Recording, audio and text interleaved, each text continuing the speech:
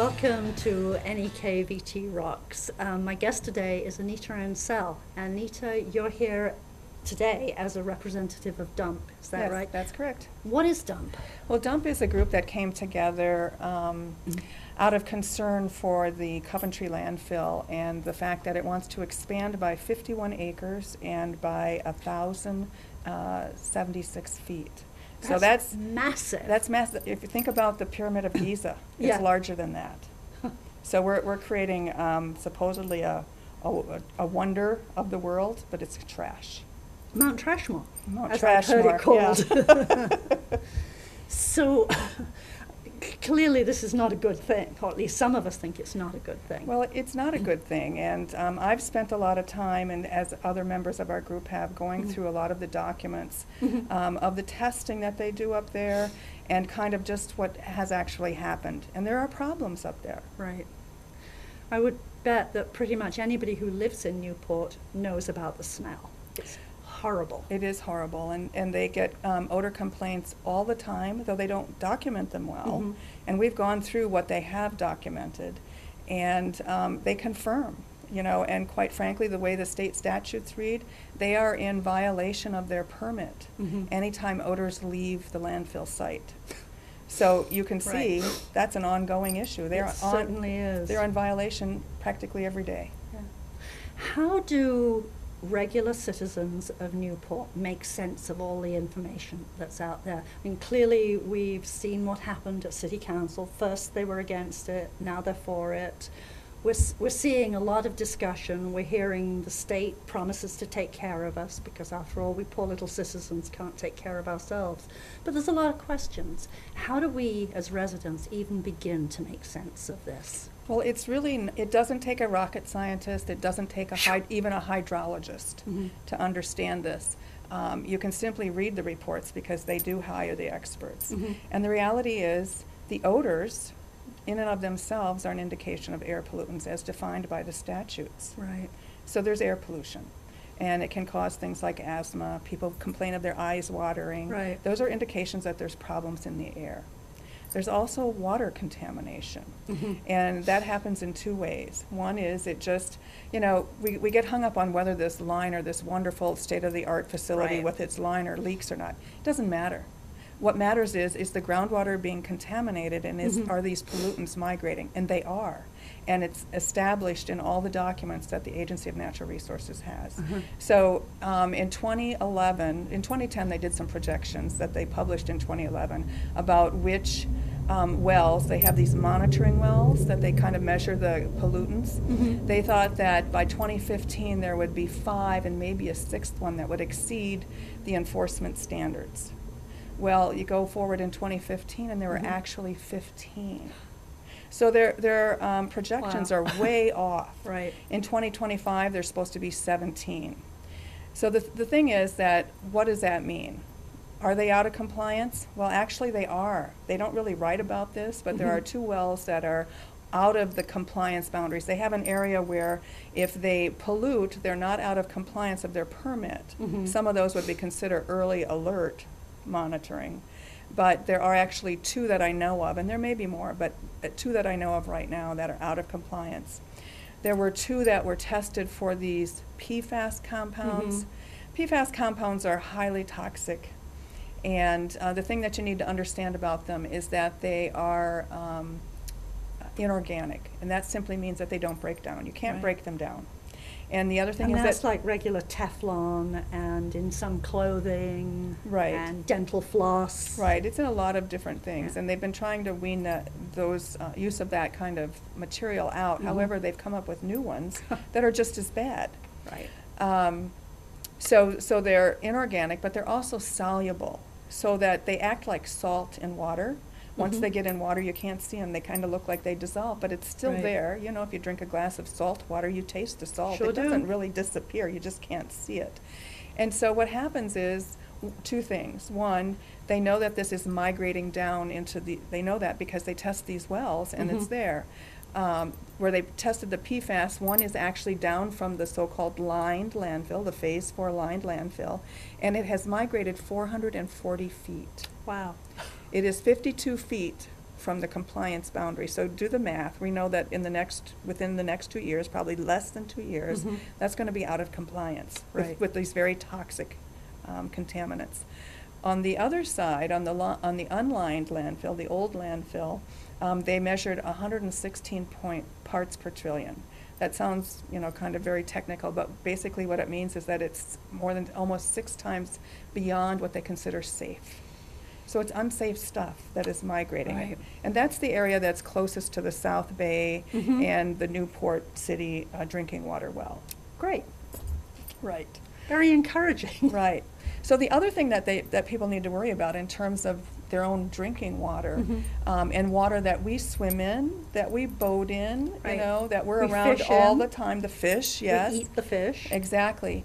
They're taking what they call leachate, which you could call it garbage juice. It's stuff that, you pile all this stuff in. If you do any composting, there's this liquid that forms. Absolutely. And so it just collects all in this liquid, and they take that to the wastewater treatment plants and pretend that they can treat it. I've just told you that it's inorganic. It doesn't break down. Right. It looks like it disappears, but it doesn't. And they dump it into the Clyde River, which flows into Lake Memphremagog. Right.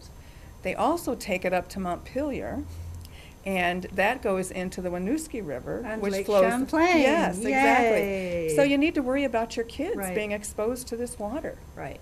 There's a lot of diseases that are connected with Right. PFAS A compounds. lot of people in Newport have toured the water treatment plant here, and we've seen one of the people who runs that drinking it. I mean, to me that seems pretty insane, but that's a strong message that's saying, oh, this stuff's safe, I can drink this. I bet we couldn't get that person to drink it all day long, every day. No, I'll bet you probably that. not. And the reality is, again, think of salt. What they're Right. trying to say is, look, it's nice and clean. I'm going to drink this. Yes. Well, if you put salt in there, it would look nice and clean, and you could drink Sure it, but the would, salt but would you'd still taste be it. there. Right. And Yeah. the PFAS compounds are still there. Yeah. And the thing is, they accumulate. Right. They don't leave the body. They don't Mhm. leave the environment. They're there. Right. So the more you take in, the more you got, the more you're containing. Right. I mean, here we are in the Northeast Kingdom. We're trying to grow ourselves. We constantly get beaten down. That's how we wound up with a whopping great hole. We have a prison, which is another non-asset. And now it looks as though we have a mountain of garbage that's going to increase exponentially. How is that going to bring economic development and tourism here? You know, who's going to want to come? Well, it's interesting that you bring that up, because Newport just decided that the way they're going to grow their economy is through a recreational economy. Yes. Through the lake and the beauty of the Mhm. land. But nobody's going to come if the air's polluted, Right. if the water's polluted, if people are getting sick up here. Mhm. Nobody's going to come. So yeah, Right. it's not only going to not help, it's going to deteriorate the Right. economic situation here. Yeah. The Lake Memphremagog, our beautiful lake, only a fifth of it belongs to us. And there's no wall in the middle. There is nothing that stops the water from here flowing all the way up to Magog and to Sherbrooke. That's a reservoir. That is their drinking water. Yes, it is. About 180,000 people drink the water Yeah. from there. And the Canadians are very concerned. There's a couple of groups Yeah. that are involved in fighting this expansion. One of them is more of a municipal formal government kind of thing. And they've actually hired a law firm in Burlington to help them. Good. And there's another nonprofit group as well. And they are very concerned. They've actually called for an international investigation. Because they think it's really important, and they know that the leachate is going in there, that they're not doing a lot of testing of it. Nobody really understands it, so we're just kind of like saying, let's wait and see. Well, we all know that through history, whenever we waited and we saw. Yeah, Too it was late. too late, and people were sick and dying, and the environment was ruined. Yes. And trying to clean it up, not so easy and not No. so cheap. As we're finding out for other things. And polluting somebody else's environment is bad enough that we're doing it to ourselves, but it takes some nerve to be willing to do it to other people. Right, exactly, and we can't turn a blind eye to that. The funny thing about this landfill is that there are rules in Mhm. place that would say what you could and couldn't build there. My husband happens to be an architect, and he tells me that there's probably a half a dozen reasons why the Agency of Natural Resources wouldn't allow him to locate a school up there. A school. No, you compare the Right. you know, problems of a school versus a landfill. They just Right. keep changing the rules. You know, they let them go farther and farther into the wetlands. They reclassify a wetland.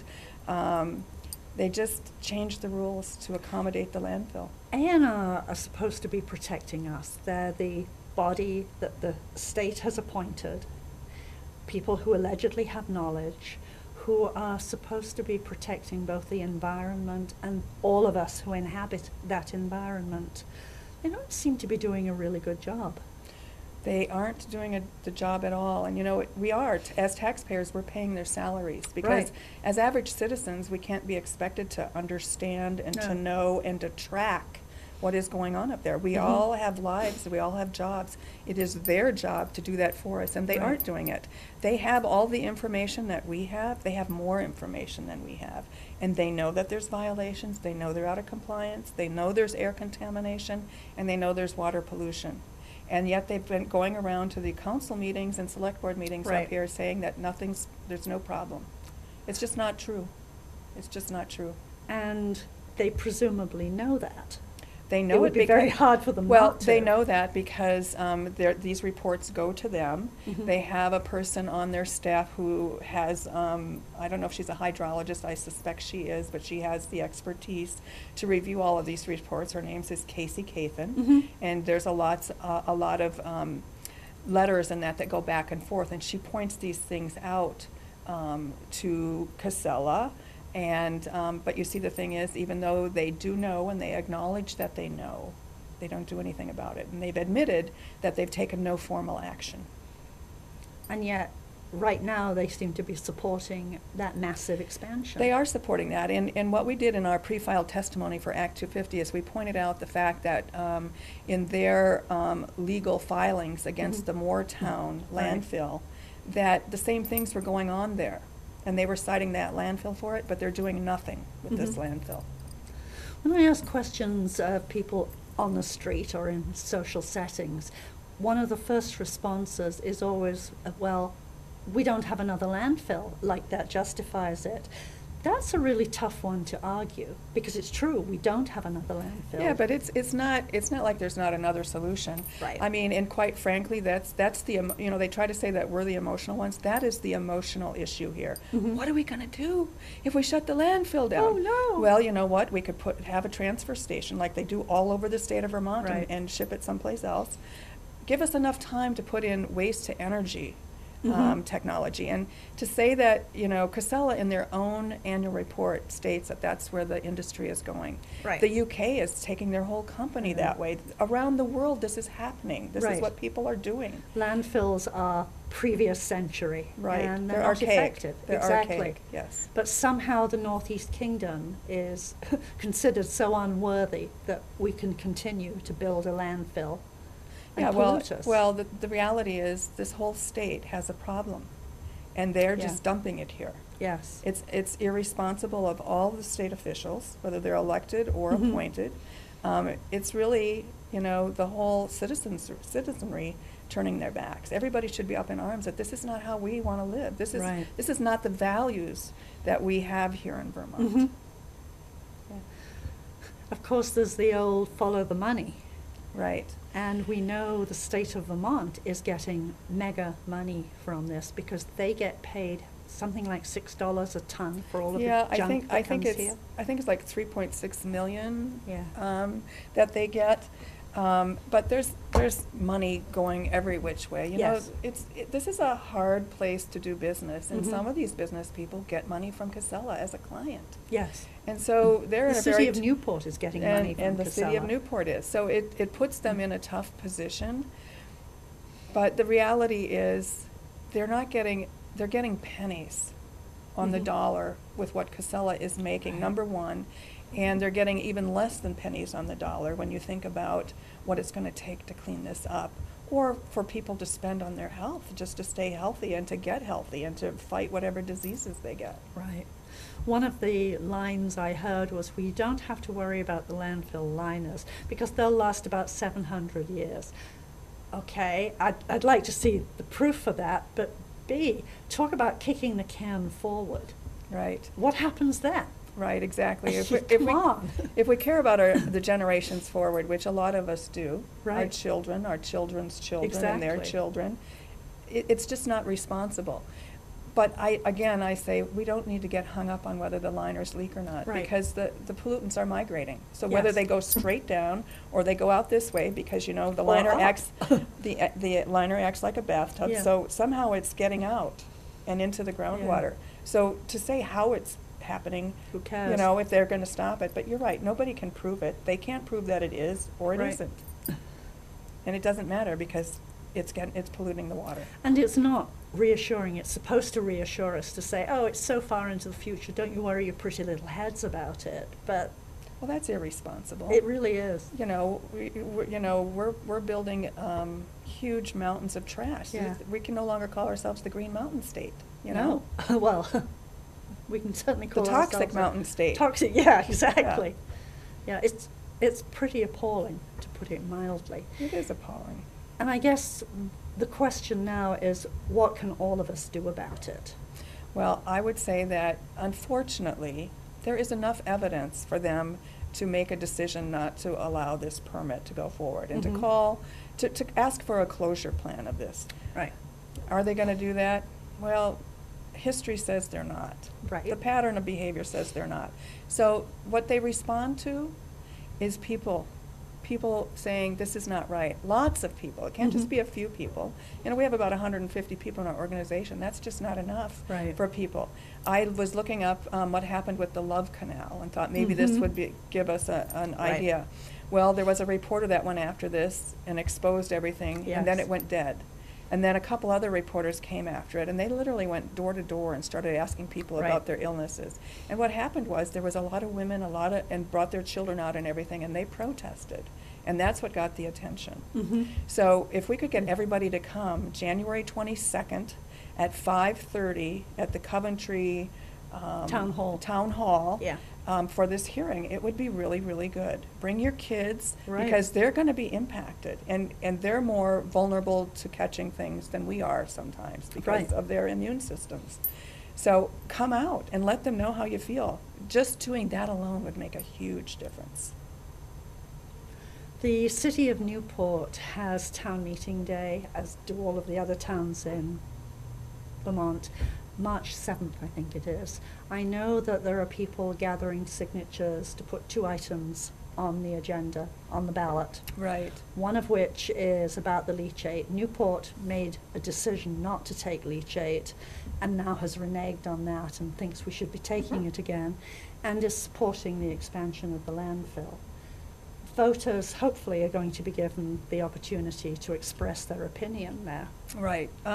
We have collected enough signatures. wonderful. It's going to get on the ballot. Mhm. And so voting, absolutely Mhm. voting, means you can make a difference. You can stop the leachate from going into our rivers and Right. lakes. You have the power to do that with your vote.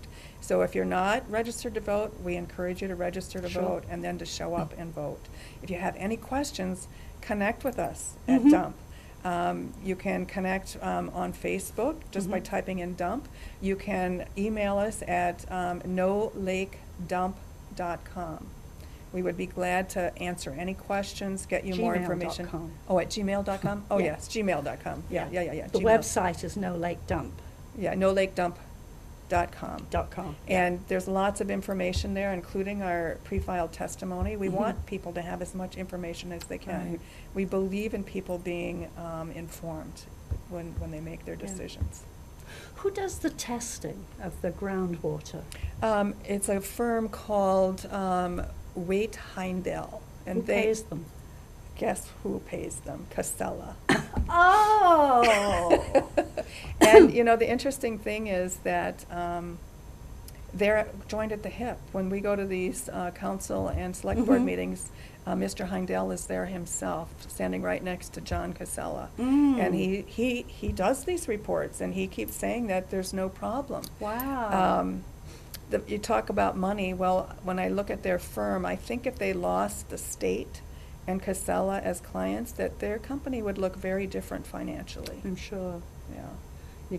Are they involved? I mean, Casella has businesses everywhere. Right. They have 111 waste management properties, facilities. That includes transfer stations and that. That does not include all of their office buildings. Right. Are So- they just in the east, or are they elsewhere in the Well, states too? Pennsylvania, yeah, they have some that are just not the Northeast. Yeah. Yeah. And there's one company doing the testing, Right. paid by Casella. Right. That's a little scary. Well, it is very scary when you read the reports, Mhm. and then you have people saying there's no problem. Right. When in the reports they say there is a problem. The other thing that is very interesting is that, you know, how I told you their projections were way off? Yes. Well, they do these maps that show how the groundwater flows. Mhm. If you look at several of them, you see the arrows change. And in fact, in one of the reports, they say, according to their testing of these wells, they can tell the water's not flowing the way they thought it was. And so they have to study it more. So here we are banking on the fact that they know where the water is and where it's flowing, and that, you know, when they say it's not going to be a problem, it's not going to be a problem. It's just not true. They don't know what's going on. So either the groundwater changes its flow, or they didn't know where it was and how it was flowing in the first place. Either way, Wow. that's scary. And both are possible. Right. That Very is scary. scary. That Yeah. is really scary. But the reality is, the pollutants are migrating. Mhm. They are migrating toward the Black River Mhm. and toward the South Bay. That is proven. Yes. It's only a matter of time before they reach it. It's not like they can say there's anything that they're going to just stop. Mhm. The groundwater's not going to just stop flowing. We're not expecting any droughts soon.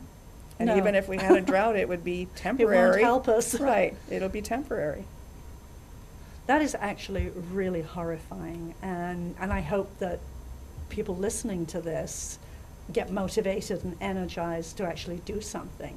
We're talking about poisoning Yeah. our water, Poisoning children. poisoning children, poisoning our parents, our grandparents, ourselves. I think some of us are old enough that it's probably irrelevant at this point, but for kids and our kids. I mean, we Right. talk in this area about being so upset because our children choose to move away.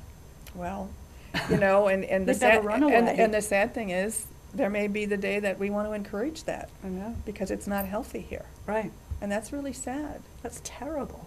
It is terrible. I mean, we moved here, many of us, because I'm not from here, obviously. Are you from here? No, I'm not from here either. This is the first place. I always moved. I grew up in a military family, Mhm. and then with the job that I had, they would move you around. So this was the Right. first place I chose to live for myself, Right. and it's the place that I want to stay till I die. Right. It's so beautiful. Right. And yet we're risking that. We're Right. risking everything that goes with that. People here love the outdoors. Yeah. And that's why they came here. And if you can't go outdoors, What's the point? right, right. It's very sad. It's very sad. Yeah, it's absolutely horrifying. So people can vote. They can, I guess, contact Newport City Council members. Right. They can contact the state legislature. Yes, absolutely. Who else can they contact?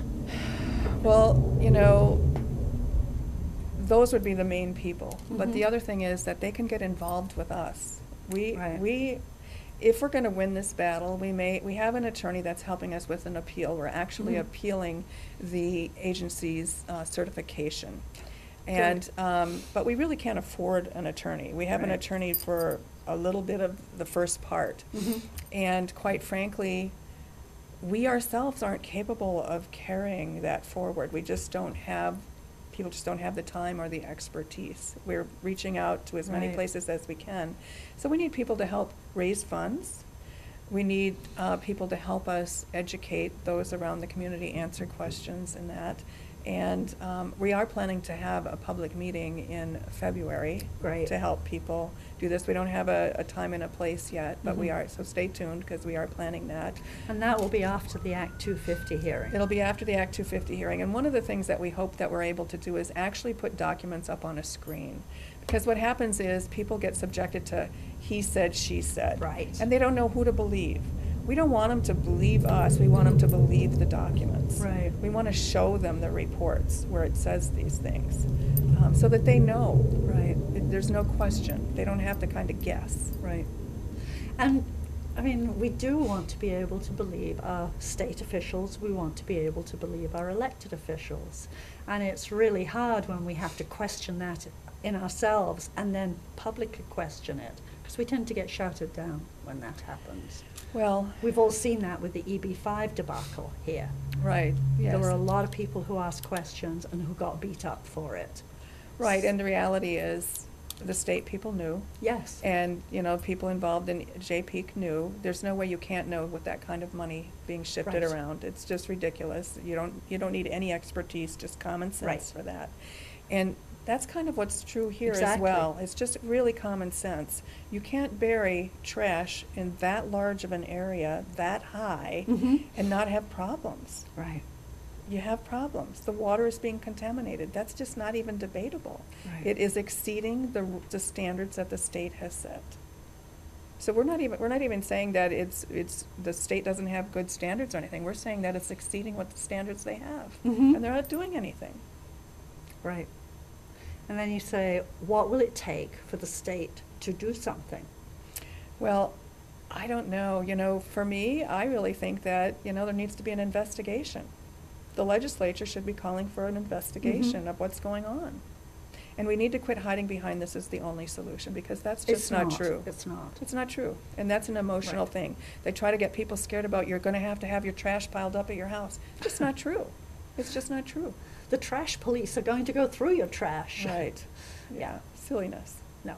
And reality, we should be much greener about our trash. We should not be packaging in the way that we do and wasting in the way that we Right. do. But that's a separate issue. It is a separate issue, but I would like to point out that the people in the Northeast Kingdom, they do a better job than all of those people in Chittenden County. We Right. recycle way more. And we're a Exactly. very rural, low-populated Mhm. area, so we are doing our part. We do believe in composting and Right. recycling.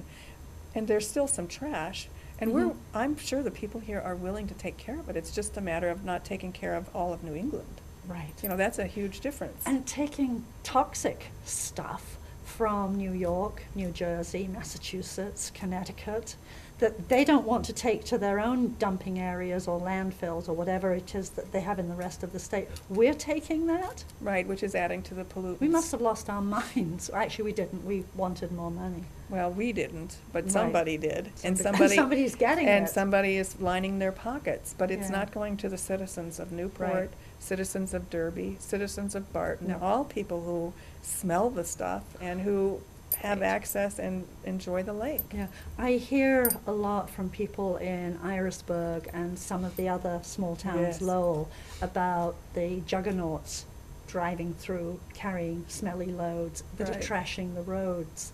I don't see or hear that there's any compensation for that. There's no compensation for that, and the reality is that truck traffic is disturbing for Very much anybody that's so. on the roads. Yeah. It's not just in those areas. We had a member who was driving to Burlington, from here to Burlington the other Mhm. day, and stopped in Johnson, and and shared our brochure with them, and they were just shocked because they wondered what those huge trucks were that were rolling through at 3 a.m. I wondered why they were rolling through at 3 a.m., because they're not allowed to dump till 6:30. Oh, they're lined up if you ever They're- drive past there. So think about trucks lined up, Mhm. that it's not just the stuff they're carrying, it is the emissions that they're causing. Emissions, vehicle emissions is the #1 global warming issue in Vermont. It's the one issue that they have not been able to get to lower at all. And here Right. we are. And Casella says that their truck traffic won't increase with this 51-acre expansion, because they say, oh, well, we're going to be capping other areas. But what they forget to tell you is that these capped areas continue to produce leachate. Right. And those trucks are going to increase. There will be an increase in truck Because there'll traffic. be more leachate for a Right. greater area, Right. logically. Right. And they'll be taking more and more trash. Right. You know, they can take up to 600,000 tons a year. That's 600,000 That tons. is massive. Right. And so you're going to tell us that when you pile that stuff up, that you're not going to have problems. You know, they take ash, and that alone is known to settle oddly, and that can help contribute to tears in the liner, as well as odd sloping and everything, which just has things flowing every which way. Any of us who have a wood stove know when we take the ashes out, how they clump in really weird ways. Right, you can't control it, and No. they're using that. They're accepting a lot of that up there. Yeah, it's not a cheery picture. It's not a cheery picture, and it is a bit discouraging, but the dump group is committed to doing what we have to, even if it takes years. Yeah. And we encourage everyone to get involved, and even if it's to the point that you saw this going on or that going on, or you're aware of this, to contact us and let us know, and we'll look into it further. Everybody's eyes and ears can contribute to us really knowing what's going on up there. Yeah. Anyone who has ever tried to report the smell knows that that's an incredibly frustrating experience. You're Yes. supposed to call Casella, you're supposed to call the state A&R, and somehow then there's a meeting of minds or not, and it gets logged in. You can't raise a person at the state. You can sometimes at Casella, but not at the state. But you have to make both calls. Well, And the state asks for an analysis of the smell. Have you ever tried to describe an olfactory experience? Well, Right. it stinks. Well, yes, but specifically what kind of stink? right. We're They- not trained to know to differentiate between stinks. Well, you know, the thing is that we're trained in this area to know the right kinds of things. Everyone Right. knows what manure smells like. Absolutely. Right? So they know it's not manure. Right. They know certain things. But the reality is, for years, they didn't, you know, people called Casella. Right. They didn't know to call the state. Right. And guess what? Casella wasn't required to report that to And the didn't. state. And they didn't report it to the Right. state. The state, when you call there, you're absolutely right. They need you to call right at the moment you smell it. And they want you to have a very explicit description of the smell. And otherwise, if you don't do that, then they can't investigate it. Well, guess Right. what? You can do that and they still don't investigate Right. it. So the majority of the time, they don't investigate the smells, but what they do is, not all the time, but once in a while, if they send anyone out, it's from Casella. And guess what? The majority of the time, they can't smell That anything. fox can't find it. Yeah. These chickens. Right, right. So, you know, it's a ridiculous Right. situation. Yeah. Absolutely ridiculous. But nonetheless, with the odor complaints that have been compiled and have been recorded, Mhm. there is a whole host of evidence of the gas management system shut down totally at least a half a dozen times, which Right. means methane, everything's spewing Sure. into the air. Their main trunk, they thought they needed to clean it out. It was crushed, totally crushed. Wow. So, they've had pipes that have been nicked by people working around on there. They've had valves that were left in the wrong position. They had valves that were too tight, and so stuff was leaking out. So it's not even, saying that the only issue up there is if the liner leaks is Right. just ridiculous. Yeah, that's And pretty they don't have crazy. backup systems, because when those Right. gas management systems went down, they couldn't even light the flares. Yeah, I mean, another suggestion for what it's worth is that when anybody smells that particular smell that we all know is the landfill, that they call our city council. Yes, that would be good. Paul Monette actually had 3 people call him one weekend, and I don't remember when this Yeah. was, maybe 2014 maybe. Yeah. And he called, they came down and hauled him up there to give him an education in smells. But they ended up telling him that was the instance where they had a valve tightened too much, and it Right. was coming out around the cap. So Mhm. people were legit in their smelling. But did they cite a violation for that? Of course not. Absolutely not. No. Nope. They acknowledge it, Right. but they don't cite it. We are just about out of time. It goes really fast. It does go fast. It does. Isn't it amazing? Yeah. So are you willing to come back at some point so we can talk more about dump after the Act 250 Sure, you hearing? bet, you bet. And as a last word, encourage people to come out both to the hearing Yes. and to the meeting that Dump is going to have In sometime February, in February. yeah. Stay tuned. We'll get it publicized. Perfect. But, you know, January 22nd, 5:30, Coventry Town Hall, we need you there. Yeah. We need you there. You will not believe how important that is. It is really, really important. Perfect. Yes. And we will thank you ahead for coming. Well, thank you for coming. Thank you, and Pam. See you again. All right. Thank you. Mhm.